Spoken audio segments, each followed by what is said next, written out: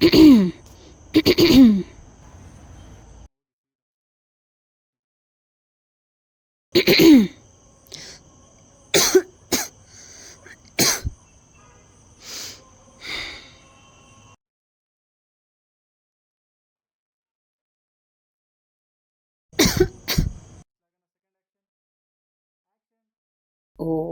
ಇವಳಿಗೆ ಶೀತ ಆಗಿದೆ. ಕಷಾಯ ತಗೊಳಮ್ಮ. ನಂಗ್ ಬೇಡ ಅಮ್ಮ ಕಷಾಯ. ಯಾವ್ ಮೆಡಿಸಿನ್ ತಗೊಂಡ್ರು ಕಮ್ಮಿ ಆಗ್ತಿಲ್ಲ. ಇನ್ ಈ ಕಷಾಯ ಕುಡಿದ್ರೆ ಕಮ್ಮಿ ಆಗುತ್ತಾ?